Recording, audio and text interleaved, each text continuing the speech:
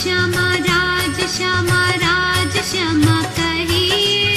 राज श्यामा राज श्यामा राज श्यामा कहिए। जेहि विध राखे धनी तेहि विध रहिए। जेहि विध राखे धनी तेहि विध रहिए। श्री सतगुरु महाराज की जय। श्री प्राणनाथ प्यारे की जय। श्री परमात्मने नमः। श्री गुरु चरण कमलेभ्यो नमः।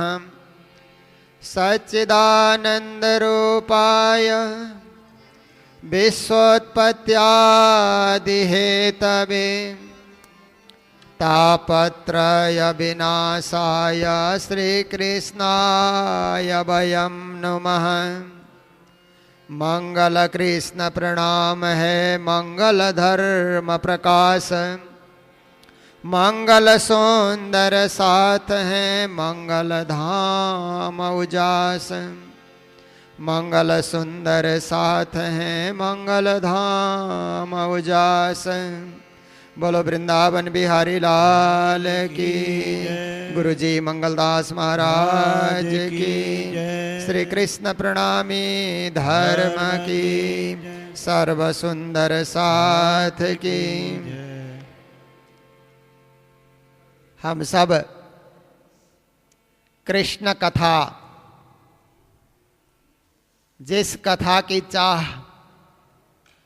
जिस कथा की अपेक्षा,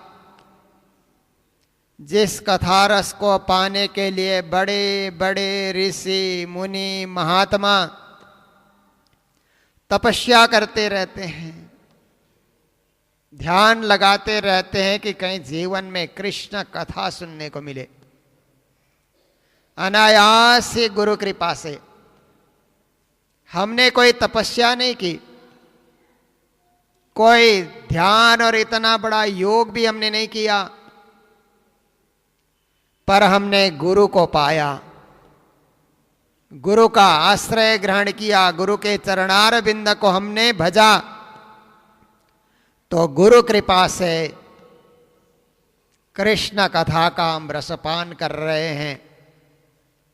कृष्ण का नाम ही बहुत ही उच्च है।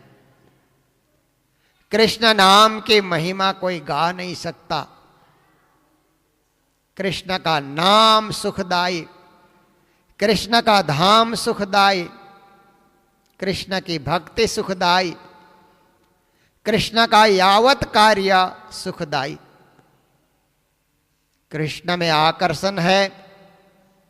आकर्षते ते कृष्ण। कृष्ण किसको कहा जाता? जो हमको आकर्षण करता है, जिनका स्वरूप हमको अपनी ओर खींचता है, जिनका नाम हम अपनी ओर आकर्षित करता है, जिनका भजन, जिनका ध्यान, जिनका चिंतन हमको आकर्षित कर रहा है। चुंबक की तरह, जैसे जहां चुंबक होता है, लोहे के कण मिलते ही चुंबक खींच लेता है, ऐसे ही समस्त जीवों को खींचने वाले, समस्त आत्माओं को अपनी ओर आकर्षित करने वाले ऐसे पूर्ण ब्रह्म श्री कृष्ण, जिनका प्रादुर्भाव कल की कथा में हो चुका है। अब हम कृष्णमय बन चुके हैं। अन्य ऋषियों के और अवतारियों के चरित्र को सुनते सुनते, उनकी लीलाओं को सुनते सुनते हम प्यासे बन गए थे कृष्ण लीला सुनने के लिए। अब तक भागवत की कथा अन्य अन्य अवतारों के पीछे घूमती रही है। अब भागवत की कथा एक जगह बंध गई। अब यह कथा घूमेगी तो कृष्ण के इर्द गिर्द, कृष्ण को केंद्र में रख करके, कृष्ण को सेंटर में रख करके यह कथा घूमती रहेगी और हम कृष्ण रस का आस्वादन करेंगे, जीवन को पावन बनाएंगे, जीवन को धन्य बनाएंगे। महामते प्राणनाथ जी महाराज कृष्ण के संदर्भ में अपनी वाणी में कहते हैं, पर न आवे तोले एक ने मुख श्री कृष्ण कहंत, प्रसिद्ध प्रगट पादरे कीवता कीव करंत।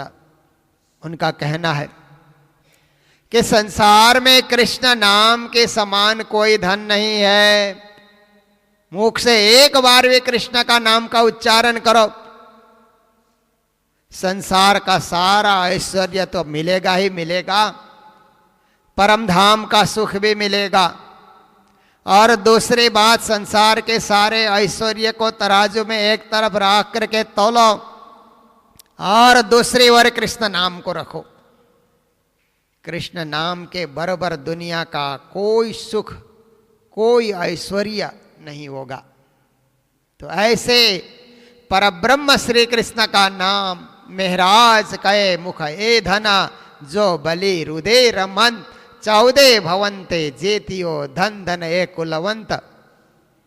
जिसने कृष्ण नाम का जप किया, कृष्ण नाम रूपी धन को हृदय में धारण किया, वो 14 लोक को जीत करके 14 लोक को पार करके उस दिव्य परम धाम में पहुंच जाएगा। खुद तो पवित्र होगा ही होगा, अपने कुल को भी पवित्र करेगा। तो ऐसे कृष्ण नाम की बड़ी भारी महिमा है। आप श्रवण कर रहे थे, जब नंद के घर में कृष्ण जन्म का उत्सव मनाया गया, तो कृष्ण जब आते हैं तो ऐश्वर्य को भी लेकर के आते हैं, माधुर्य को भी लेकर के आते हैं, वात्सल्य को भी लेकर के आते हैं। कृष्ण अनंत है, अनंत सुख को लेकर के आते हैं। नंद बाबा के घर में उन्होंने सब कुछ भर दिया। जब कृष्ण का आगमन हुआ तो नंद के घर में कोई चीज की कमी नहीं रही। नंद बाबा बड़े प्रसन्न होकर के सबका स्वागत कर रहे हैं, सत्कार कर रहे हैं। गोप और गोपियों ने आकर के घर में दही, दूध, घी, मक्खन भर दिया। सब उड़ेला जा रहा है एक दूसरे के ऊपर। इस तरह से एक दूसरे के मुंह पे मक्खन डाले जा रहे हैं, मक्खन मले जा रहे हैं, मक्खन फेंके जा रहे हैं। आनंद का उत्सव हो रहा है। नंद बाबा स्वभाव से ही उदार थे, तो उदार होने के नाते क्या करते हैं, दान लुटाए जा रहे हैं। बड़े मनस्वी थे। गोपों को वस्त्र, आभूषण, गौएं और जो जैसा चाहता है वहां पर आए हुए बंदीजन, नृत्य करने वाले, वाद्य बजाने वाले, अनेक विद्याओं के ज्ञाता और जो गुणीजन वहां पर आए हुए हैं, मुंह मांगे वस्तु दे रहे हैं। इस प्रकार से सबका सत्कार करना, और उनका एक ही उद्देश्य है कि मेरे नवजात शिशु का मंगल हो जाए। सब आशीर्वाद दे करके जाए मेरे नवजात शिशु को। नंद बाबा को क्या पता कि जो शिशु उनके घर में वही दुनिया को आशीर्वाद देने आया हुआ है, उनको पता नहीं है। इसलिए लोगों से आशीर्वाद की अपेक्षा करते हैं। फिर नंद बाबा क्या करते हैं, रोहिणी जी को भी बोलते हैं, आप भी दरवाजे पे खड़े हो जाइए, सब गोपियों का स्वागत करिए। रोहिणी जी भी स्वागत में लगी हुई हैं, सबका सत्कार कर रही हैं। इस प्रकार से नंद बाबा के घर में रिद्धि सिद्धि अटखेलियां करने लगी। सब उनके द्वार हैं, अष्ट सिद्धि नवनिधि द्वारे। सब कुछ नंद के द्वार में। जब कृष्ण आ गए तो परमात्मा आने के बाद फिर क्या चीज की कमी रहेगी। तुम आए सब आइया, दुख गया सब दूर, श्री महामत ये सुख क्यों कहूं, जो उदया मूल अंकुर। परमात्मा आते हैं तो सब कुछ की प्राप्ति हो जाती है, मूल अंकुर उदय हो जाता है। इस प्रकार नंद उत्सव चल ही रहा था। सारे गोप गोपियां ग्वाले वहां पर एकत्रित हैं। नंद के घर में भीड़ मची हुई है। तो उसी समय क्या हुआ, बृषभान के पत्नी कीर्ति भी अपने कन्या को लेकर के वहां आती है। बृषभान के कन्या का नाम है राधा। राधा जी का जन्म श्री कृष्ण के जन्म से 2 साल पहले हो गया था। ज्ञानी जन कहते हैं कि बृषभान के यहाँ कोई कन्या नहीं थी। कन्या की इच्छा मन में रखते थे, पूजा पाठ करते थे, दोनों पति पत्नी मिलकर के भक्ति किया करते थे। एक रोज प्रातः काल उठ करके तालाब में स्नान करने के लिए गए तो तालाब में खिले हुए कमल में एक सुंदर कन्या को उन्होंने देखा। फिर कन्या को घर लेके आए और अपनी पत्नी कीर्ति को दे करके उनकी गोद को उन्होंने भरा। फिर कीर्ति भी प्रसन्न हो जाती है। कन्या बहुत सुंदर है, खिले हुए फूल के समान, अत्यंत कोमल, अंग अंग कोमल, हर प्रकार से सुंदर, क्योंकि ये तो साक्षात गौलोक धाम से राधा जी उतर करके आई हुई थी। सब कुछ सुंदर है, परंतु आंख नहीं खोलती है, दोनों आंखें मुदे रहती हैं। अनेक प्रयास किया गया कि कन्या आंख खोले, परंतु खोलती नहीं। बाकी सब कुछ हाव भाव चेष्टा सब कुछ ठीक है, आंख कभी खोलती नहीं। तो बृषभान और कीर्ति को लगता था कि कन्या आंख खोल करके भी देखें। 2 साल व्यतीत हो गए थे। आज नंद बाबा के घर से समाचार आया कि कृष्ण जन्म का, लाला जन्म का उत्सव मनाया जा रहा है। तो कीर्ति अपनी कन्या को साथ लेकर के आए और जहां पर लाला को सुलाया गया था, जिस पलंग पर, अपनी कन्या को भी वहीं पर उन्होंने सुला दिया। क्योंकि बृषभान और नंद बाबा में ऐसे भी दोस्ती थी, तो कीर्ति और यशोदा में भी उसी तरह दोस्ती थी। तो उन्होंने अपनी कन्या को कन्हैया के पास जैसे ही सुला दिया, तो उसी समय कन्हैया का जब स्पर्श राधा जी को मिलता है, तत्काल आंखें खोल करके अपने श्याम सुंदर कन्हैया के दर्शन करती है। बोलो कृष्ण कन्हैया लाल की, श्री राधा रानी की। राधा रानी ने गोलोक धाम से उतरते हुए वादा किया था कि मैं संसार में जा रही हूं, संसार में जाकर के पहला दर्शन श्याम सुंदर आपके ही करूंगी, माया के दर्शन नहीं करूंगी, परिवार के दर्शन नहीं करूंगी, प्रकृति के दर्शन नहीं करूंगी। श्याम सुंदर सबसे पहले इन नेत्रों से आपके दर्शन होंगे। इसीलिए राधा जी ने 2 साल तक आंख खोल करके नहीं देखा। जब श्याम सुंदर का स्पर्श मिला, राधा जी के दोनों नेत्र खुल गए। कीर्ति को बड़ा आनंद हुआ, बृषभान जी को आनंद हुआ, आनंद और बढ़ गया। अब तक तो अकेले कृष्ण जन्म का उत्सव चल रहा था, अब तो राधा कृष्ण साथ में हैं, बड़ा उत्सव हो रहा है, आनंद मग्न होकर के गाए जा रहे हैं, नाचे जा रहे हैं, मेवा मिष्टान्न पकवान इत्यादि सबको बांटे जा रहे हैं। ऐसे करते हुए फिर उस समय नंद बाबा ने सोचा कि पुत्र जन्म का उत्सव तो चल ही रहा है, पर हम सारे ब्रजवासी महाराज कंस को ये कर इत्यादि वसूल करते हैं। अब पुत्र का जन्म भी हो गया, इसलिए कर चुकाने के लिए मुझे पहुंच जाना चाहिए, मथुरा पहुंच जाना चाहिए। तो ग्वालों को कहते हैं कि हे ग्वालों, ये गोकुल की रक्षा आप लोग करना, हर प्रकार से मेरे बालक की रक्षा भी आप लोग करना।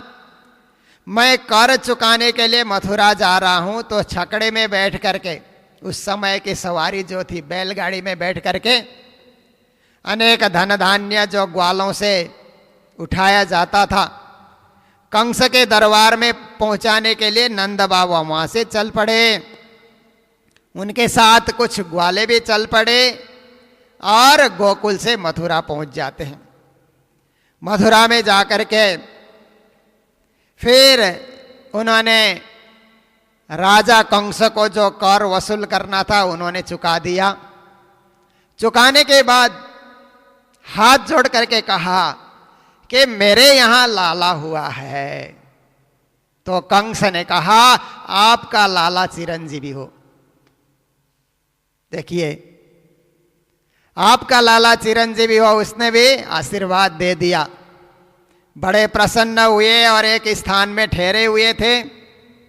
वसुदेव को पता चला कि नंद बाबा मथुरा आए हुए हैं, दोनों में दोस्ती थी, इसीलिए चुपके से वसुदेव जी, क्योंकि कन्या जब आकाश में चली गई तो वसुदेव देवकी को भी बंधन से अब बाहर कर दिया। तो वसुदेव जी चुपके से आते हैं और आकर के नंद बाबा से कहते हैं कि मित्र, बहुत खुशी की बात है, आप मथुरा आए हैं, सुन करके मैं आपसे मिलने आया। तो कहा वसुदेव जी, मित्र मेरे यहाँ लाला हुआ है। तो कहा बहुत बधाई हो आपको, बहुत बहुत बधाई हो। वसुदेव जी से रहा नहीं गया। तो रहा नहीं गया तो उन्होंने कहा आपके यहाँ जो लाला हुआ है वो मेरा ही लाला है। तो कहा मित्र का जो पुत्र होता है वो पुत्रवती होता है, ऐसा नंद बाबा ने समझा कि वसुदेव जी प्रेम के वशीभूत होकर के ये बोल रहे हैं। तो कहा हाँ, मेरे यहाँ जो लाला है वो आपका ही लाला है। दोनों प्रेम में वशीभूत हो रहे हैं और सत्य बात दोनों बोल रहे हैं। पर नंद बाबा को ये रहस्य का कुछ पता नहीं है, वसुदेव जी को तो पता है। इस तरह से गले मिले, बड़े प्रेम से मिले, भाव से मिले, कुशल मंगल एक दूसरे का पूछा। और इतना होने के बाद फिर वसुदेव जी ने पूछा कि रोहिणी के गर्भ से जो बालक हुआ है उसके विषय में भी जानना चाहा। का सब कुशल है, सब आनंद से हैं। नंद बाबा ने सब कुछ बता दिया। फिर वसुदेव जी कहते हैं कि नंद जी, आपकी उम्र ढल रही थी और ऐसे ढलते उम्र में आपके यहाँ पुत्र का आना ये कितने सौभाग्य की बात है। आपको सौभाग्य प्राप्त हुआ। ऐसा करके कहने लगे कि आप ये गोकुल में अथवा इस तरफ वहाँ पर घास गायों को चरने के लिए, और सब कुछ तो ठीक से है ना, आपके घर के गायें सब ठीक कुशल से है ना, और सब कुछ अच्छा है ना। का सब सही है, सब अच्छा है। इसे खुशहाली में, पुत्र जन्म के खुशहाली में मैं कर बुझाने के लिए आया था। तो ऐसा करके उन्होंने कहा। फिर उसके बाद फिर वसुदेव जी को नंद बाबा कहते हैं कि वसुदेव जी, मुझे बहुत खेद है कि आपके जितने बच्चे जन्म लिए एक एक को कंस ने मार डाला। कितना आप दोनों को कष्ट हुआ। अंत में एक बालिका आई, उसको भी मारना चाहा। वसुदेव जी कहते हैं हाँ, यही तो हमारे साथ हुआ है, पर ये विधि का विधान है जो टलता नहीं है। फिर वसुदेव ने कहा भाई नंद बाबा, ये आपने कर बुझा दिया, कर वसूल कर दिया, तो आप ज्यादा मथुरा में न रहें, क्योंकि मुझे कुछ भय है। इसलिए गोकुल में कुछ भी हो सकता है। आप यहाँ ज्यादा न ठहर करके जल्दी से जल्दी गोकुल में चले जाएं, वहां कोई उत्पात भी हो सकता है, क्योंकि ये असुरों का कोई भरोसा नहीं है, कुछ भी कर सकते हैं। तो इसी बीच में ये नंद के घर में उत्सव तो चल ही रहा है। भगवान शंकर भी बूढ़े बैल में सवार होकर के कृष्ण जन्म का उत्सव देखने के लिए आते हैं। बाबा डमरू वाले बूढ़े बैल को हटा, मैया यशोदा तेरे अपने लाल को दिखा। सुंदर कार्यक्रम हुआ। भगवान शंकर ने भी लाला के दर्शन किए, सारे देवी देवता भी दर्शन किए जा रहे हैं, ऋषि मुनि महात्मा भी दर्शन किए जा रहे हैं। नंद बाबा लौट कर आ रहे थे तो रास्ते में सोचते हैं कि वसुदेव जी ने ऐसा क्यों कहा कि कुछ उत्पात होने वाला है। वसुदेव साधारण पुरुष तो नहीं है, एक महात्मा सरीखे हैं। इतने इतने कष्टों को उन्होंने सहा है, तो ये एक महात्मा के समान है। जब उन्होंने कहा है तो हमें सचेत रहना चाहिए। फिर वो विचार करते हैं कि इन्होंने ऐसा कहा है तो मुझे जल्दी से अपने गांव में पहुंच जाना चाहिए। इसी बीच क्या घटना घटी कि रात को ही कंस ने अपने असुरों को बुला करके बैठक की थी कि जितने 10 दिन के अंदर जितने बच्चे पैदा हुए हैं उन सबको मार डालना है। तो सबसे पहले पूतना तैयार हो जाती है। पूतना कहने लगे कि मैं इस कार्य करने के लिए तैयार हूं महाराज, आप आदेश करें। तो ये तो थी राक्षसी, बड़ा भयंकर इसका रूप था, परंतु अपने एक सुंदर स्त्री का, एक सुंदर युवती का रूप बना करके, सुंदर सुंदर वस्त्र पहन करके, आभूषण कर्णफूल इत्यादि धारण करके, चमकता हुआ उसका मुंह है, इस तरह से एक सुंदर स्त्री के रूप में नंद बाबा के घर में पहुंच गई। कितने लोग आते थे बधाइयाँ देने के लिए, कौन किसको याद करता है। वहाँ तो हजारों आ रहे हैं, जा रहे हैं, सब बधाइयाँ दे रहे हैं, आनंद उत्सव हो रहा है। ऐसी घड़ी में एक राक्षसी भी घुस गई, किसको पता चलता। सब खुशी से वहाँ पर कृष्ण जन्म का उत्सव मना रहे हैं। वो घर के अंदर घुस गई और सीधा जहाँ पर श्री कृष्ण को सैया पे सुलाया गया था वहाँ पहुँच गई। तो यशोदा मैया ने सोचा कोई गोपी होगी, अन्य गोपियों की भांति उसको भी एक गोपी उन्होंने समझा। जाकर के वहां पर क्या करती है कि एकदम से श्री कृष्ण को उठाने लगी। तो श्री कृष्ण ने उस समय अपने दोनों आंखों को बंद कर लिया। तो यहां पर भागवत के व्याख्याता कई हुए हैं, कहते हैं भगवान ने क्यों आंखें बंद की। बहुत सारे यहाँ पर उत्प्रेक्षाएं दी गई है, एक दो मैं आपके समक्ष रखता हूं। उस समय श्री कृष्ण ने पूतना को देख करके आंखें क्यों बंद की होगी। तो वल्लभाचार्य जी कहते हैं पूतना का दूसरा नाम है अविद्या। तो भगवान ने उस समय सोचा कि मैं नेत्र खोल करके रहूंगा तो अविद्या मिट जाएगी, इसलिए वो जल्दी से मिटे नहीं, वो अपने उद्देश्य को लेकर के आई है तो उद्देश्य को पूर्ण करे, ये सोच करके अविद्या को न मिटाने के लिए उन्होंने अपने आंखों को बंद रखी। दूसरे कहते हैं कि पूतना का अर्थ होता है पूतनपि नयति, अथवा जो बाल घातिनी है, पूत को पुत्र को नहीं रखती, जिंदा नहीं रखती, ये अर्थ भी होता है। इसलिए ये जघन्य कृत्य करने के लिए जघन्य विचार को लेकर के आई है। इसलिए जघन्य सोच लेकर के जो चलते हैं उनको उनका कार्य करने दिया जाए, ऐसा सोच करके भी भगवान ने आंखें बंद की। कुछ लोग कहते हैं कि पूतना का अर्थ होता है जो पवित्र नहीं है, अपवित्र। तो भगवान ने उस समय सोचा ये इतना अपवित्र है, इसको हम क्यों देखें, अपवित्र चीज को अपने नेत्रों से हम क्यों देखें। इसके लिए भी भगवान ने आंखें बंद की। कुछ और महात्मा कहते हैं कि ऐसा भी संभव हो सकता है कि भगवान ने आंखें बंद करके ये उद्देश्य तो मारने का उद्देश्य लेकर के आई है, पर पूर्व जन्म में इसने ऐसा कौन सा पुण्य किया कि मेरा स्पर्श पा रही है। उसका पूर्व जन्म श्री कृष्ण विचार करने लगे आंखें बंद करके। कुछ और महात्मा कहते हैं कि भगवान ने गौलोक धाम से उतरते हुए सोचा था कि पृथ्वी लोक में जाकर के दूध दही मक्खन खाने को मिलेगा, पर यह तो जहर पिलाने के लिए आई हुई है। ऐसा सोच करके भगवान ने आंखें बंद की। कुछ महात्मा कहते हैं कि भगवान ने आंखें बंद करके भगवान शंकर को याद किया कि जहर पीने के आदि तो आप हैं, समुद्र मंथन के समय में भी आपने जहर पिया, तो यहाँ भी आप सूक्ष्म रूप से आकर के इस जहर को पान कर लीजिए, इसलिए उनको याद करते रहे थे। इस तरह से अलग अलग महात्माओं ने अलग अलग विचार व्यक्त किया, पर कुछ साधारण महात्मा कहते हैं कि जब बच्चे छोटे होते हैं तो अपरिचित कोई आता है तो ऐसे ही नेत्र बंद कर लेते हैं, बिना कारण भी बच्चे लोग अपरिचित के सामने आंख नहीं खोलते, इसलिए स्वाभाविक कृष्ण ने आंखें बंद की।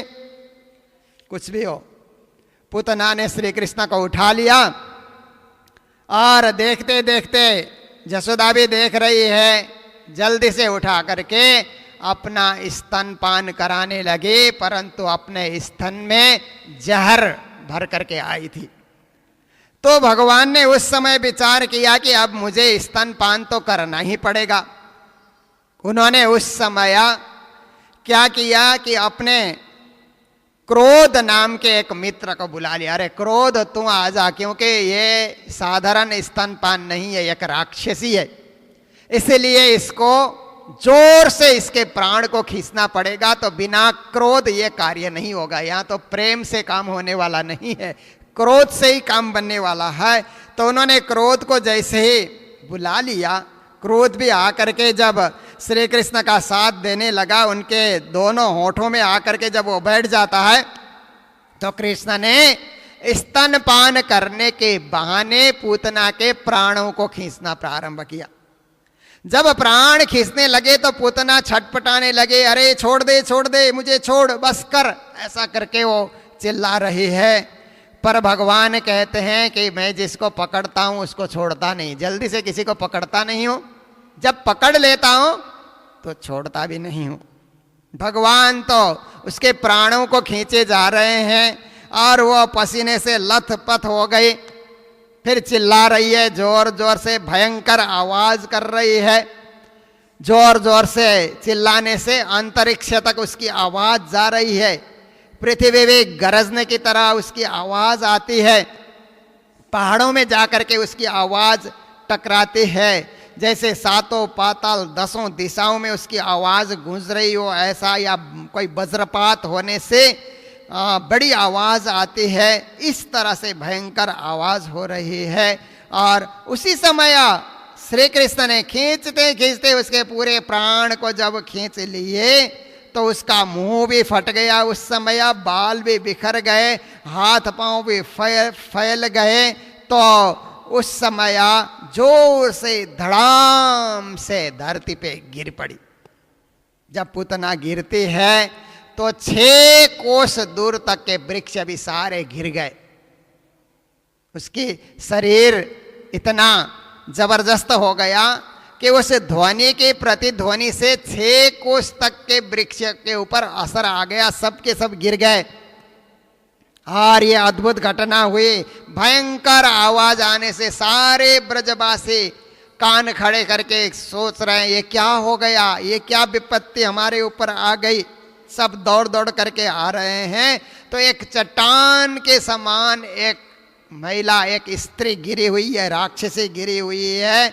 सब ने देखा और उसकी आंखें बहुत बड़ी बड़ी कुएं के समान उसकी आंखें, और पहाड़ जैसा उसका शरीर, लंबी लंबी उसकी भुजाएं और जंघाएं, किसी नदी के ऊपर पुल बांध दिया गया हो इस तरह का उसका जो है पांव दिखलाई दे रहे हैं, और पेट भी एक सरोवर की भांति जान पड़ता है, ऐसा भयंकर उसका शरीर जब देखा तो गोपियां जल्दी से जाकर के उसके छाती में श्री कृष्ण प्रसन्न हो करके, छोटे से बालक तो हैं 6 दिन के, ऐसे बालक श्री कृष्ण मस्त जो है स्तनपान करने के बाद छाती में ही हैं।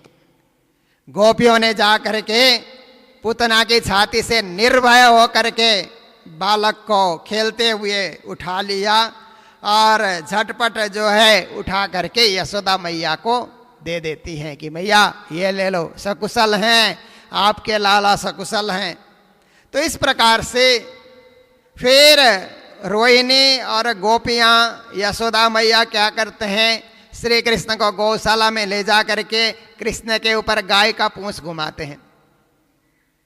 फिर उसके बाद सोचते हैं कि हर प्रकार से इसकी रक्षा होनी चाहिए, गोमूत्र से कृष्ण का स्नान कराते हैं, गोराज उनके 12 अंगों में लगा देते हैं, अंगन्यास कर लेते हैं, करन्यास कर लेते हैं।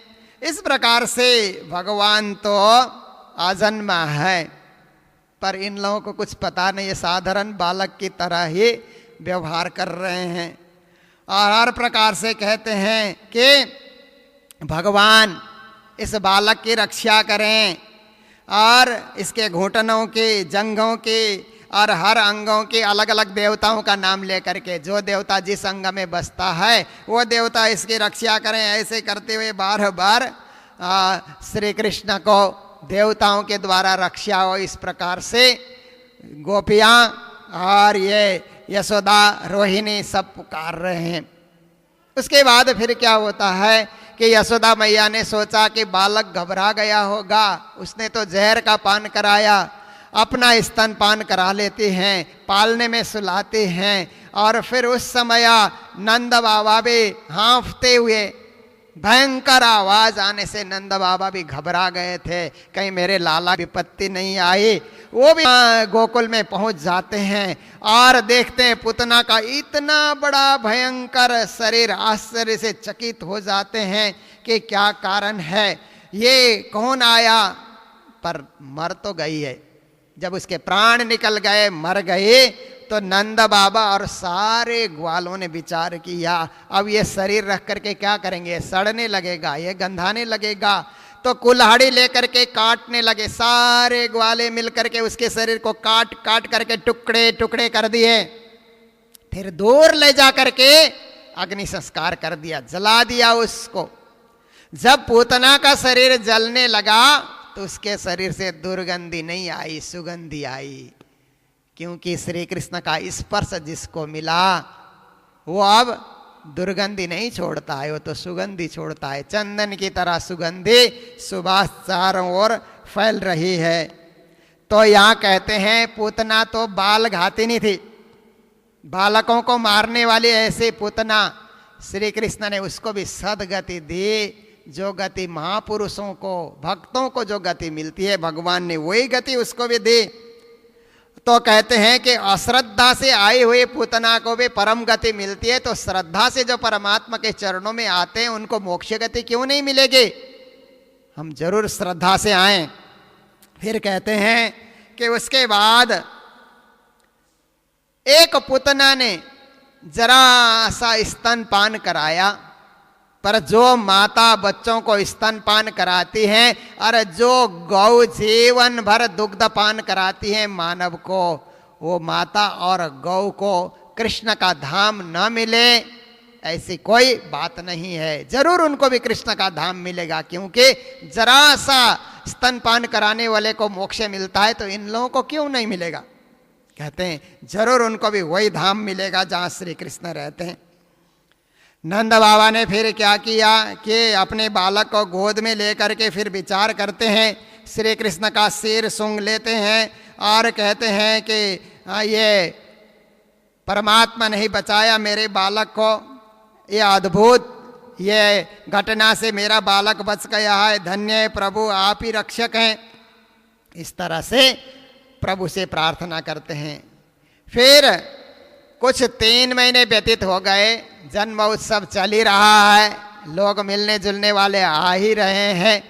तो फिर एक उत्सव वहाँ पर मनाया गया कि कृष्ण के करवट बदलने का उत्सव। तो उत्सव मनाया जा रहा था, बहुत सारे गोपियाँ वहाँ पर आई हुई है, घर को सजाया गया है। घर तो रोज ही सजता है, पर उसको और सुंदर बना रहे हैं। इस तरह से सारा कुछ तैयारी वहाँ पर चल रही थी।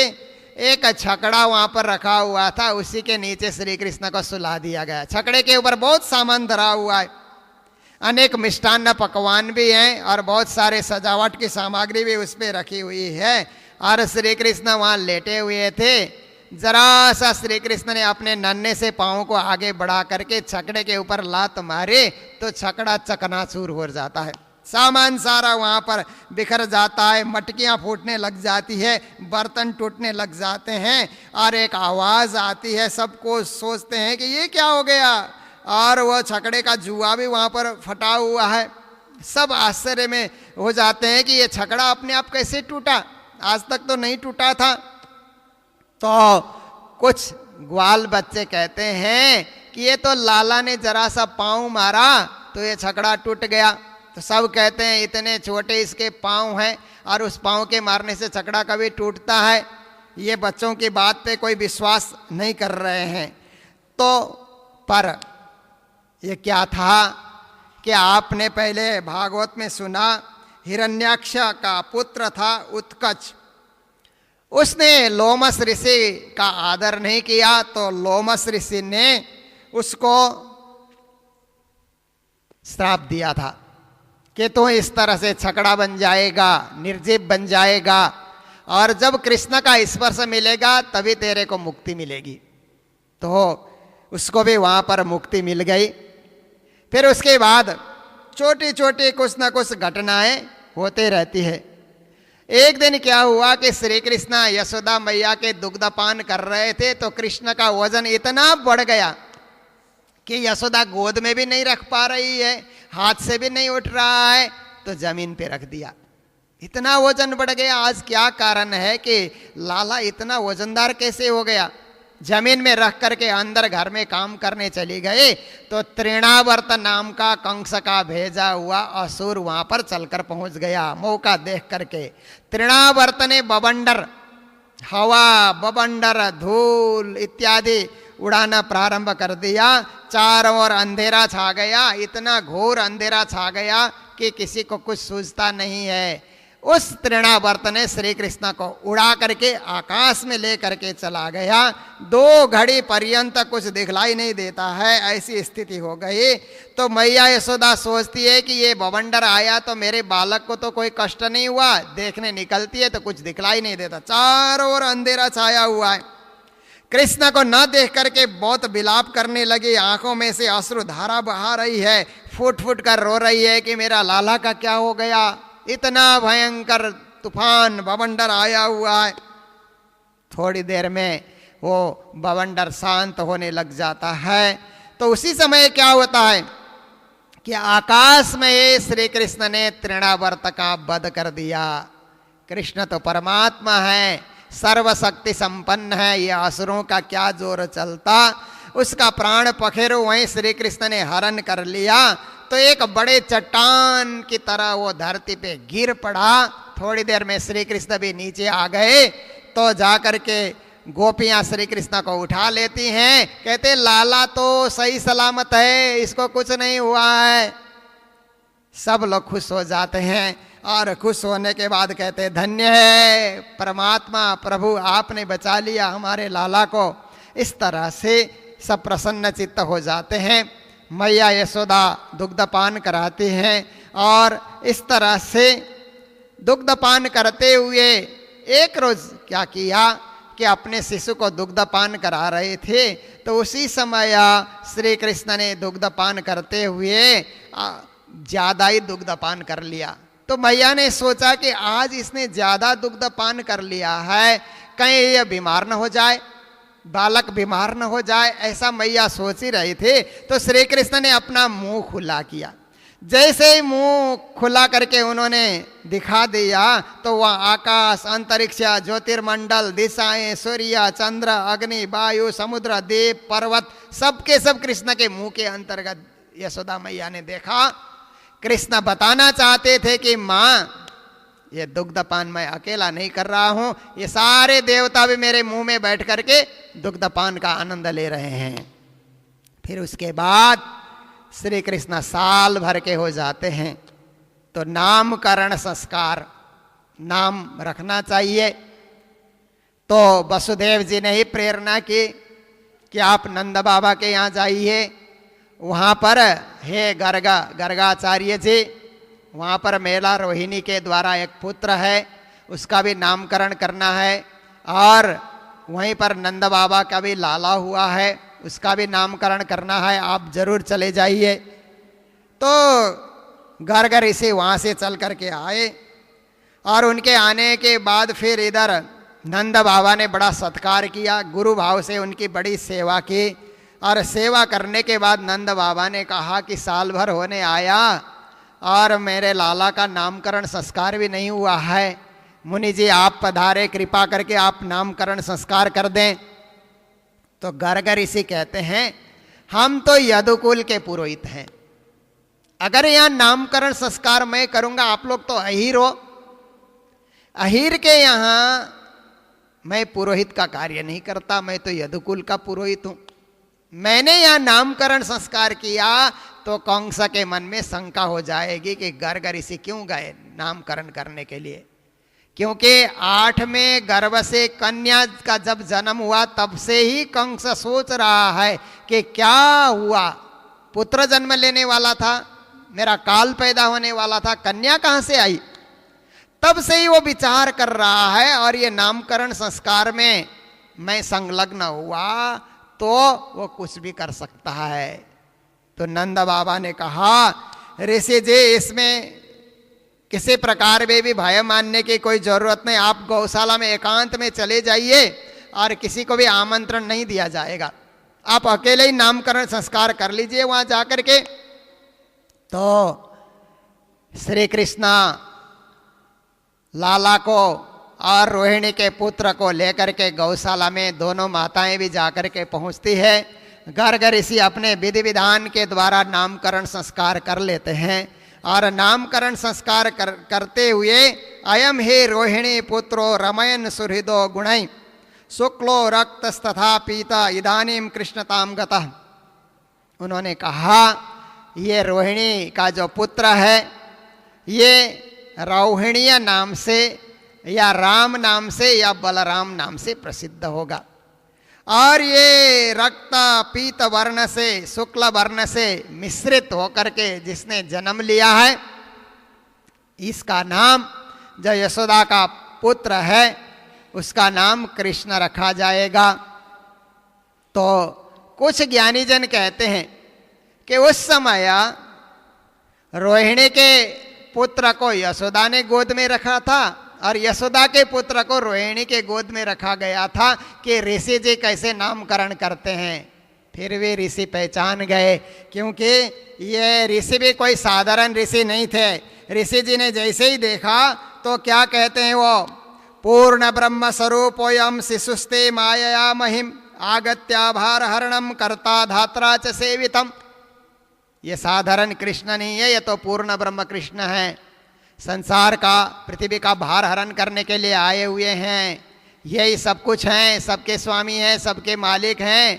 पहचान गए और नामकरण संस्कार हुआ। फिर इतना हो जाने के बाद थोड़ी देर कृष्ण ने अपनी माया फेर दी। श्री कृष्ण के पास तो योग माया, काल माया, स्वजन मोहिनी माया, परजन मोहिनी माया, अनेक माया है श्री कृष्ण के पास। ऋषि जी के ऊपर श्री कृष्ण ने अपने माया फेरी तो मैया यशोदा कहने लगी कि हे गर्गाचार्य जी आपने नामकरण संस्कार तो किया पर कुछ आप भोग व्यंजन ले करके जाइए। तो कहने लगे मैं ज़्यादा यहाँ नहीं ठहरने वाला हूँ। कहा कुछ नहीं तो आप शुद्ध दूध से खीर बना करके आप ग्रहण कर लीजिए, गौशाला में ही सब कुछ तैयार कर लीजिए। उनको दूध दिया गया और खीर तैयार करके फिर भोग लगाने लगे। भोग लगा करके ही वो सब कुछ ग्रहण करते थे। जब आंखें बंद करके भोग लगाने लगे तो उन्होंने कहा त्वदीयं वस्तु गोविंद तुभ्यमेव समर्पये गृहाण सुमुखो भूत्वा प्रसीद परमेश्वर, हे परमेश्वर, हे परमात्मा, हे गोविंद आप भोग लगा लीजिए, ग्रहण कर लीजिए। तो छोटे से श्री कृष्ण चल करके आए और उनके धराए हुए भोग में से वो खीर खाने लगे। ऋषि जी ने आंखें खोल करके देखी तो कहने लगे अरे मैया ये तेरा बालक तो मेरा धराया हुआ भोग व्यंजन को जूठा कर रहा है, इसको संभालो। तो मैया को भी अच्छा नहीं लगा कि अरे बालक लाला ऋषि जी के भोग व्यंजन को तुमने जूठा कर दिया। फिर अलग से दूध दोबारा दिया गया। फिर दोबारा उन्होंने खीर तैयार कर ली। भोग लगाने के लिए बैठे, भोग लगाते हैं त्वदीयम वस्तु गोविंद तुभ्यमेव समर्पये, ध्यान लगा रहे हैं और उसके बाद फिर देखते हैं तो फिर लाला जा कर के उसको खा रहे हैं। मैया ये दोबारा खाने लग गया, इसको संभाल के रखो। तीसरी बार दूध का प्रबंध किया गया। फिर खीर तैयार कर गए। बिना भोग लगाए तो ऋषि खाते नहीं, भोग लगा करके ध्यान भी लगाते हैं। तीसरी बार भी उन्होंने उसी तरह ध्यान लगाया तो लाला फिर से पहुंच गए। आँख खोल करके देखते हैं तो तेरा लाला तो फिर से आ गया, संभाल करके क्यों नहीं रखती। तो यशोदा मैया कहती है अरे लाला बार बार ऋषि जी का धराया हुआ भोग जूठा क्यों करते हो। तो कन्हैया कहते हैं मैं अपने आप नहीं आ रहा हूँ, ऋषि जी जब मुझे बुलाते हैं तो मजबूर होकर के मुझे आना पड़ता है। तब गर्ग ऋषि को लगा, ओहो प्रभु ने अपनी माया मेरे ऊपर डाल रखे थे, ये तो मेरे ही प्रियतम है, मेरे ही आराध्य हैं, मेरे स्वामी हैं। फिर उनका भोग लगाया हुआ प्रसन्नता के साथ ऋषि महाराज ग्रहण कर लेते हैं। तो इस प्रकार के बहुत सारी लीलाएं वहाँ पर होती हैं। ये सब करने के बाद गर्ग ऋषि वहाँ से लौट जाते हैं। राम और श्याम, बलराम और श्री कृष्ण घुटनों के बल पे और हाथों के बल पे धीरे धीरे चलने लगे। उनके चाल को देख करके बड़ी प्रसन्नता होती है ब्रजवासियों को। कभी कभी कीचड़ में भी घूमने के लिए निकल जाते हैं, कभी बालू में भी, कीचड़ भी भगवान के ऊपर लग जाता है तो जैसे कोई अत्तर फुले लगा दिया गया हो इस तरह का अनुभव होता है। और कभी कभी मंद मंद मुस्कान करते हैं, छोटी छोटी दांत उनके दिखलाई दे रहे हैं, कभी भोले बन करके इधर उधर घूमते हैं। राम श्याम की ये छवि देख देख करके लोग मोहित हो जाते हैं ब्रजवासी। उनके उस तोतली भाषा को सुनने के लिए और वो सुंदर चाल, बाल सुलभ स्वभाव को देखने के लिए सब आकर्षित होकर के वहाँ आ रहे हैं। और कोई कन्हैया कन्हैया दाऊ दाऊ ऐसा करके बच्चे लोग भी वहाँ खेलते रहते हैं। उनके साथ खेलना ग्वालों को भी बड़ा अच्छा लगता है। इस तरह से गोकुल में समय व्यतीत होता जा रहा है, आनंद उत्सव हो रहा है, सबके मन में प्रसन्नता हो रही है, घर घर में उत्सव मनाया जा रहा है। तो इस प्रकार से फिर क्या हुआ कि यशोदा मैया अपने हाथों से श्री कृष्ण को माखन, मिश्री, भोग, व्यंजन जो कुछ है अपने हाथों से खिलाती है। पर थोड़े बड़े हो गए, पाँव से चलने लगे तो कन्हैया को मैया के हाथ से माखन मिश्री खा करके पेट नहीं भरता है। अब गोपियों के घर घर में जा कर के भी माखन मांगने लगे, कभी कभी ना मिलने पे तो चोरी भी करने लगे। तो यहाँ पर कहते हैं कि सारी गोपियाँ आकर के यशोदा मैया को शिकायत करने लगे कि अरे मैया तेरा कान्हा तो बड़ा नटखट हो गया है, गाय धोने के समय में आकर के कभी बछड़े को छोड़ देता है, हम लोग डांटते हैं तो हंसने लग जाता है, और कभी कभी तो चोरी भी कर लेता है, कभी दूध चुरा लेता है, कभी दही चुरा लेता है, कभी माखन चुरा लेता है, खुद भी खाता है, अकेले नहीं खाता है, बंदरों को भी खिला देता है, ग्वालों को भी खिला देता है। तो इस तरह से ये तो घर घर में जा रहा है। ऐसे गोपियों को अच्छा लगता है जब कृष्ण घर घर में आते हैं ना माखन चोरी के बहाने, सब गोपियों को अच्छा लगता है, परंतु शिकायत करना भी अच्छा लगता है, क्योंकि यशोदा के घर में जाकर के शिकायत करने में भी तो कृष्ण की बातें होगी ना, अतिरिक्त बात तो होगी नहीं, उसमें भी आनंद है, हर कार्य में आनंद है। तो मैया ने समझाया कि लाला बाहर नहीं जाना, चोरी नहीं करनी, क्योंकि घर में ये ताज़ा मक्खन है, सब कुछ घर में है, तो तुम बाहर क्यों जाते हो?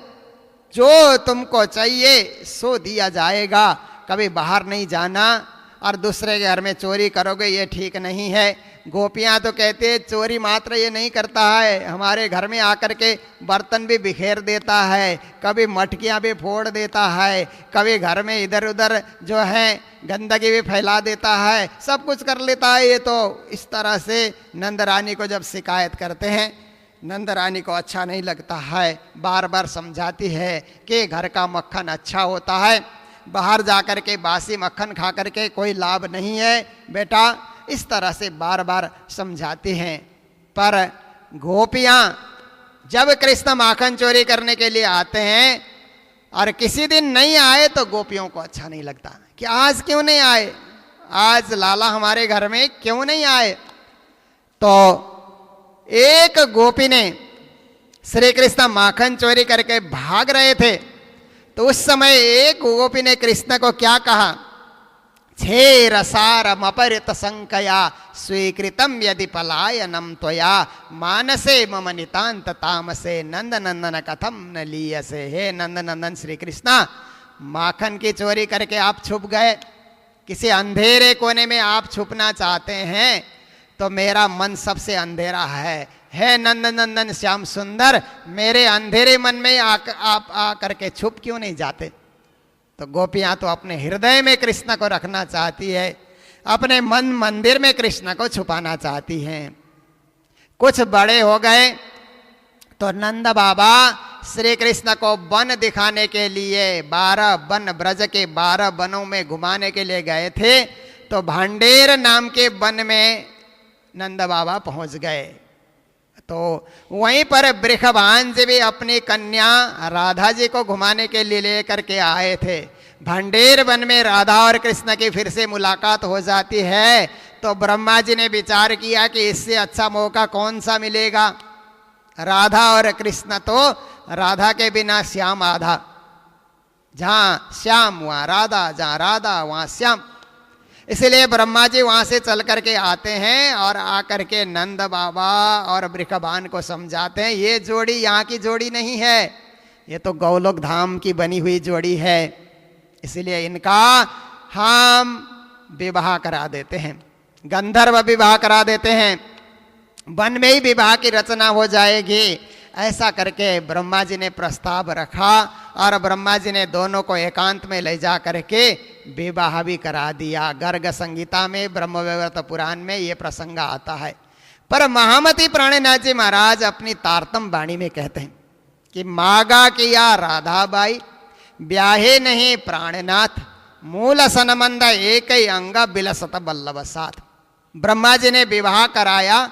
प्राणनाथ जी महाराज कहते ये विवाह पूर्ण विवाह नहीं था, ये केवल एक मगनी मात्र थी, मगनी कराई। पर विवाह दुनिया की रीत से जैसे विवाह संपन्न होता है, ऐसे राधा कृष्ण का विवाह संपन्न नहीं हुआ, केवल मगनी हुई। पर मूल संबंध में दोनों एक ही हैं। गौलोक धाम में, परम धाम में राज श्यामा के रूप में, श्याम श्यामा के रूप में एक ही हैं। गौलोक धाम में राधा कृष्ण के रूप में एक ही हैं और आज जगत में भी वही राधा कृष्ण के रूप में अवतरित हुए हैं। इसलिए वो साथ में विलास करते हैं, हंस विलास आनंद उत्सव मनाते हैं। ये वहीं की जोड़ी है, संसार की जोड़ी नहीं है। फिर इसके बाद कुछ और बड़े हो गए तो बलराम और श्री कृष्ण अब धीरे धीरे क्या करते हैं कि बाहर भी जाने लगे। एक रोज बलराम ने शिकायत की कि मैया ये कन्हैया तो मिट्टी भी खाने लगा है, मिट्टी खाता है। आज भी इसने मिट्टी अपने मुंह में डाल लिया। तो भैया को ठीक नहीं लगा। माखन, दही, दूध घर में कोई कमी नहीं है।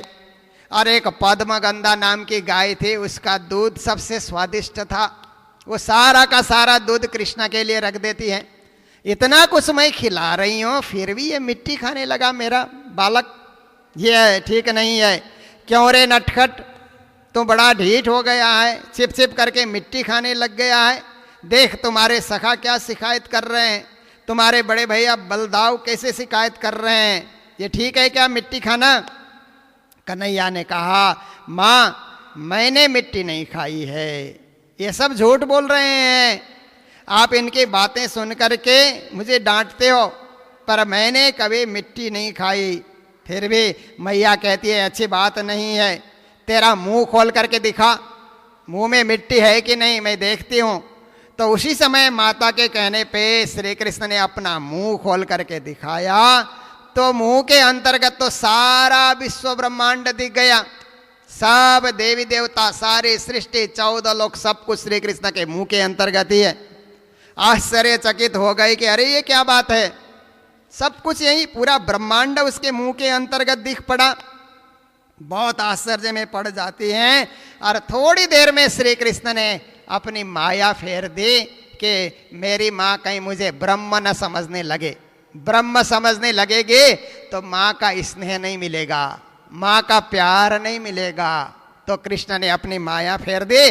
जैसे ही मुंह बंद किया तो मैया गोद में लेकर के कहती है कि अरे लाला तू बड़ा बदमाश हो गया है, शरारत करने लग गया है। ऐसा करके कहाँ इतना बड़ा ब्रह्मांड देखा था, सब कुछ भूल गई। लाला के प्रेम में मस्त हो जाती हैं और सोचती है कि ये तो मेरा बेटा है और कुछ नहीं है, बस मेरा बेटा है। इस तरह से प्रसन्न हो जाती है। देखिए जिन श्री कृष्ण को वेद उपनिषद सांख्य योग भक्त जन महात्मा जन कृष्ण का गुण गाते रहते हैं, स्तुतियां गाते रहते हैं। और वही श्री कृष्ण मैया यशोदा की गोद में लेटे हुए हैं। और कभी कभी मैया धमकाती है तो डरे से भी हो जाते हैं, कभी लाठी दिखाती है कि माखन चोरी नहीं करोगे, ऐसा करके सोंटा दिखाती है तो घबरा भी जाते हैं। इसलिए एक महात्मा कहते हैं, कोटि कोटि ब्रह्मांड के करता जप तप ध्यान लगाए, न जाने यह कौन पुण्य से यशोमती गोद खिलाए। करोड़ों करोड़ों ब्रह्मांड के कर्ता धरता ध्यान लगाते रहते हैं कि एक झलक कृष्ण का दिखाई दे, पर उनके ध्यान में कृष्ण दिखाई नहीं देते। मैया यशोदा ने कौन सा ऐसा पुण्य किया होगा कि अपने गोद में उन परब्रह्म परमात्मा को खिला रही है, उनके गोद में लेटे हुए हैं। तो राजा परीक्षित ने पूछा कि हे सुखदेव मुनि महाराज, मैया यशोदा ने पूर्व जन्म में कौन सा पुण्य किया और बाबा नंद ने कौन सा पुण्य किया कि उनके यहाँ लाला इस प्रकार से बाल लीला दिखा रहे हैं। तो सुखदेव जी कहते हैं, देखो नंद बाबा द्रोणो बसो नाम प्रबरो धरया सहभार्यया। पूर्व जन्म में नंद बाबा एक श्रेष्ठ बसु थे, उनका नाम द्रोण था और उनकी पत्नी का नाम धरा था। और ये बड़े भक्ति में ध्यान में भजन में लगे रहते थे। एक दिन ब्रह्मा जी ने आकर के उनको कहा कि आप लोगों की भक्ति, आप लोगों का ध्यान और आप लोगों की तपस्या से मैं बहुत प्रसन्न हूँ, इसलिए क्यों आप ये सब कर रहे हैं। कहा हमें कृष्ण का प्रेम चाहिए।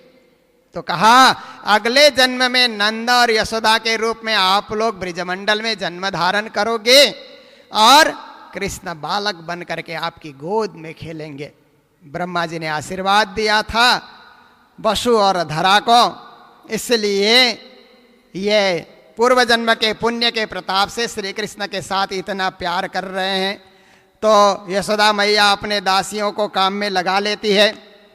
एकदा गृहदासीषु यशोदानंद गेहिनी कर्मांतर नियुक्तासु निर्ममंत स्वयं दधि। खुद दही मतने के लिए यशोदा मैया बैठी, अपने दासियों को काम में लगा रखा है, दही मतते जा रही है। तो दही मतते मतते कृष्ण को ही याद करती है, कृष्ण के चरित्र और कृष्ण के लीलाओं को याद करती है। तो लीलाओं को याद करते हुए क्या होता है कि मैया यशोदा सूत के वो रेशमी लहंगा पहनी हुई है, वो भी उनके शरीर से उतरता जा रहा है जब दही मथ रही है। तो उस समय उनका जो है उनका शरीर भी पुलकित हो रहा है। ऐसे स्थिति में वो देखती है कि वो नेति को खींचते जा रही है, तो शरीर भी उनका थका हुआ अनुभव होता है। कानों में लगे हुए कर्णफूल भी धीरे धीरे वहाँ पर हिल रहे हैं, हाथ के कंगन भी हिल रहे हैं, मुंह पे पसीना की बूंदें झलक रही है। इस तरह से मैया यशोदा का स्वरूप झलक रहा है। चोटी में गूंथे हुए मालती के पुष्प भी धीरे धीरे जमीन में गिरते जा रहे हैं। सुंदर भाव वाली यशोदा मैया दही मथ रही थी। उसी समय श्याम सुंदर श्री कृष्ण आकर के क्या कहने लगे, मैया मुझे भूख लगी है, मुझे माखन चाहिए।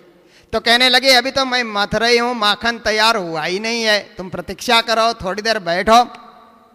नहीं माने, नहीं मुझे तो अब भी चाहिए, मुझे इसी वक्त चाहिए। मैया समझाती है परंतु वो मानते नहीं हैं। तो उस समय क्या हुआ कि मैया सोचने लगे कि ये तो बार बार मांग रहा है। थोड़ी देर में श्री कृष्ण ने जाकर के अंदर चूल्हे में कढ़ाई में दूध गर्म हो रहा था, उसमें और लकड़ी ज़्यादा डाल दी, तो दूध भी उबलने लगा। इधर दही भी मथ रही है, दही मथना छोड़े कि उबलता हुआ दूध को देखने के लिए चली जाए। जल्दी से दही मथना छोड़ करके दूध को बचाने के लिए अंदर चली जाती है। श्री कृष्ण ने मौका देखा, अरे माँ तो मुझे मक्खन तो देती नहीं है, तो इतना बड़ा मटका का क्या काम। उन्होंने डंडा उठाया, उस मटके को तोड़ डाला, टुकड़े टुकड़े में वो टूट गया। महामती प्राणी ने घोलिका ना की मटका 20, उस मटके को 20 टुकड़े में श्री कृष्ण ने तोड़ डाला। जब मटका टूटा, मैया इधर आती है तो लाल लाल होकर के देखती है, अरे लाला ये तुमने क्या किया। ये मटका कोई साधारण मटका नहीं है, मैं अपने मायके से लेकर के आई थी। कितना स्नेह और कितना प्यार था इस मटके के साथ, तुमने तोड़ डाला। तो क्यों तोड़ा? ज्ञानी जन कहते हैं श्री कृष्ण अहमता और ममता को तोड़ने आए हैं। माता को कृष्ण से ममता होनी चाहिए, मटके से ममता हो जाए ये ठीक नहीं है। हम लोग भी सामान से ममता करते हैं, परमात्मा से नहीं करते हैं। इसलिए श्री कृष्ण किसी में अहंकार आ जाए उसको भी तोड़ते हैं, किसी में ज़्यादा ममता आ जाए सामानों के पीछे उसको भी तोड़ने के लिए आए हुए हैं। तो इस प्रकार से वहाँ पर अब मैया को बड़ा गुस्सा आया। गुस्सा आने के बाद इसको ऐसे नहीं छोड़ना चाहिए, बांध देना चाहिए, ये सोच करके इधर उधर दौड़ पड़े। श्री कृष्ण ने भी देखा कि अब मैया ऐसे छोड़ने वाली नहीं है। पहले तो सोंटा भी दिखाया, सोंटा दिखा करके छड़ी से इसी से मारूंगी कहती है, और उसके बाद फिर इधर उधर देखती है तो एक रस्सी मिली और कमर में बांध दिया। कमर में बांधने के बाद फिर देखती है कि कहाँ इसको ले जा करके बांधे, तो घर के बाहर एक उखल पड़ी हुई थी, उसे उखल में ले जा करके बांध दिया। बांधने के बाद श्री कृष्ण तो रो रहे हैं, आंखों में से आंसू मल रहे हैं और बड़े दुखी हो रहे हैं। मैया भी सोचती है नहीं बांधूंगी तो ये तो शरारत करता ही रहेगा, रोज ही इस तरह से शिकायत भी गोपियाँ करती है, घर में भी ये करने लग गया, इसलिए कुछ ना कुछ इसको सजा देनी पड़ेगी। छड़ी को तो फेंक देती है और बांध करके अपने काम में लग जाती है। तो ऐसे समय में क्या होता है कि श्री कृष्ण उस समय विचार करने लगे कि अब माँ ने तो मुझे बांधा, पर बांधते समय क्या हुआ कि एक रस्सी से श्री कृष्ण नहीं बांधे, दूसरे गाय की रस्सी लेती है, तीसरे गाय की रस्सी लेती है, रस्सी के ऊपर रस्सी लेती है, पर 2 अंगुल रस्सी कम पड़ती है। प्राणनाथ जी महाराज ने वाणी में लिखा तसों घटे थे 4 ना 4। प्राणनाथ जी 4 अंगुल लिखते हैं, श्रीमद् भागवत में 2 अंगुल लिखा है, मतलब थोड़ी सी जगह बांधने में रह जाती है। तो श्री कृष्ण ने देखा माता को बड़ा श्रम हो गया है, तो फिर अपने आप ही उन्होंने अपने शरीर को कम कर लिया और बंध गए, जिनको उपनिषदों में अपूर्वम, अनपरम, अनंतरम, अबाह्यम आदि शब्दों से पुकारा गया है। आज मैया यशोदा ने उन्हीं को बांध करके रखा और बांध करके उखल से बांध दिया। अंदर घर में काम करने लग गई तो श्री कृष्ण धीरे धीरे उखल को खींचते हुए आ गए। घर के आंगन में 2 वृक्ष थे, यमल जोड़ी वृक्ष थे, अर्जुन के वृक्ष थे, तो उनके बीच में से श्री कृष्ण निकल गए। जब निकलने लगे कृष्ण वहां से, तो ये तो नल कुंवर और मणिग्रीव दोनों ये क्या है, ये कुबेर के पुत्र थे, परंतु कहीं जल क्रीड़ा कर रहे थे, बहुत सारी अप्सराओं के साथ बिना वस्त्र के स्नान कर रहे थे।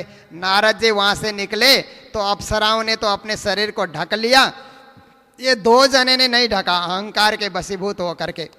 तो नारद जी ने श्राप दिया कि तुम लोग तो जड़ जैसे हो, हम यहाँ से जा रहे हैं तो कम से कम अपने शरीर को ढकना चाहिए, ऐसे निर्वस्त्र स्नान भी नहीं करना चाहिए। ये भी जगत को शिक्षा दे रहे हैं कि स्नान करते हुए निर्वस्त्र स्नान नहीं करना चाहिए, कपड़े से शरीर को कुछ अंग को ढक करके स्नान करना चाहिए। फिर नारद जी ने श्राप दे दिया कि तुम अंग नहीं ढकते हो तो तुम वृक्ष जैसे हो, जड़ हो, जाओ मृत्यु लोक में जाकर के जड़ बन जाओ। तो दोनों ने प्रार्थना की, प्रभु देवर्षि जी आपने तो श्राप दे दिया, हमारा कल्याण कैसे होगा। द्वापर के अंत में वैवस्वत मनवंतर में जब कृष्ण का आगमन होगा, कृष्ण जन्म होगा, कृष्ण के हाथों तुम दोनों का उद्धार हो जाएगा। तो कृष्ण उन 2 वृक्षों के बीच में से ही निकल गए तो उखल वहां अटक गया। कृष्ण ने एक झटका वहां पर लगाया, दोनों वृक्ष धड़ाम से गिर गए और गिरने के बाद 2 दिव्य पुरुष वहां से निकल करके हाथ जोड़ करके कहते हैं, प्रभु आपने इस श्रापित जीवन से हमें मुक्त किया, धन्य है धन्य है। इस प्रकार से स्तुति करते हुए नल कुंवर और मणिग्रीव ये दोनों भी अपने लोक को लौट जाते हैं। तो इस प्रकार से अब वृक्ष भी गिर गए, कई घटनाएं हो गई। तो नंद बाबा ने मीटिंग बुलाई, सारे उपनंदों को, ग्वालों को बुला करके कहा कि देखो यहाँ तो बहुत सारे उपद्रव होने लग गया, बहुत सारी घटनाएं घटने लगी जो हम सोचते भी नहीं हैं। अब क्या किया जाए, हम लोग यहीं रहें या किसी अन्यत्र सुरक्षित स्थान में चले जाएं? लगता है असुरों ने हमारे ऊपर आक्रमण कर रखा है, इसलिए कोई दिन भी सही सलामत नहीं जाता, कुछ ना कुछ घटना घटते रहती है। हमको इससे बचना चाहिए और अपने कृष्ण बलराम की भी सुरक्षा करनी चाहिए। कहो क्या उचित होगा? इस तरह से विचार विमर्श कर ही रहे हैं तो उसी समय क्या होता है कि एक फल वाली फल बेचने के लिए आई हुई थी। फल लो करके श्री कृष्ण ने थोड़ा सा अनाज ले जा करके, अनाज तो रास्ते में ही गिर गए, उसके फल उसके टोकरी को भर दिया, धन धान्य उससे प्रदान कर दिया।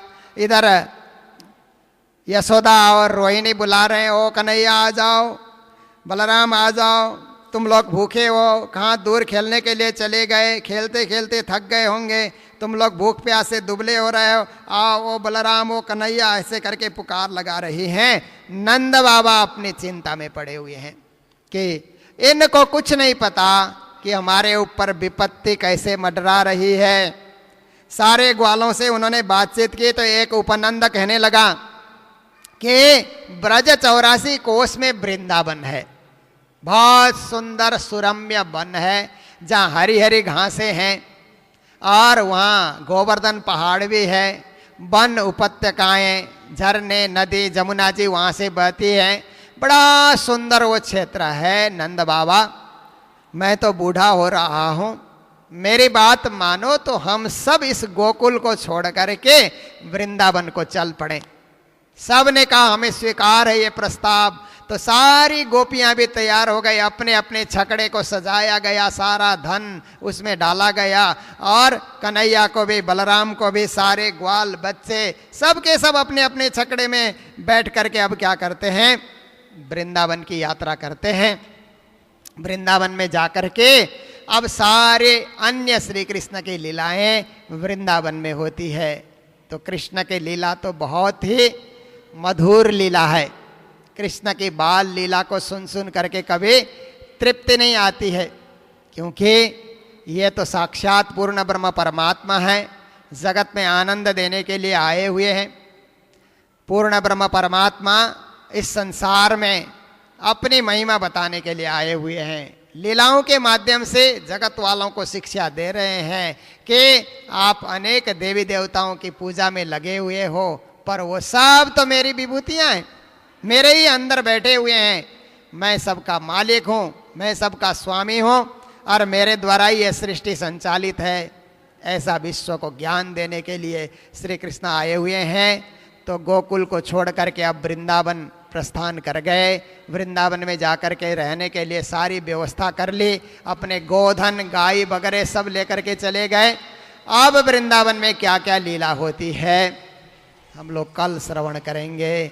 आज का समय पूर्ण हो गया है, इसलिए जय जयकार के साथ कृष्ण कथा को यहीं विश्राम दे रहे हैं। बोलो सतगुरु महाराज की जय, प्राणनाथ प्यारे की जय, कृष्ण कन्हैया लाल की, श्रीमद् भागवत महापुराण की जय, श्री मंगल धाम की समस्त। राज श्यामा राज श्यामा राज श्यामा